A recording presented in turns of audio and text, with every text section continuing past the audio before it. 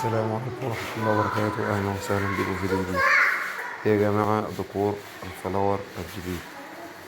طبعا احنا بنعمل الفلاور ده بطريقة مختلفة. بنشتغل بالفرشة، بعد كده بنجيب قطعة كرتون وبنيم الحباية بتاع الفلاور زي ما حضراتكم شايفين كده، والجنب في الآخر بتاعنا بيطلع حاجة في بسم الله ما شاء الله.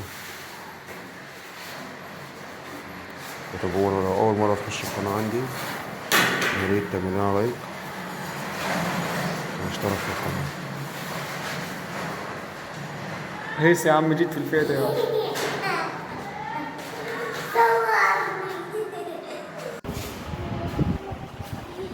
ودي نهاية الديكور بتاعنا زي ما حضراتكم شايفين كده.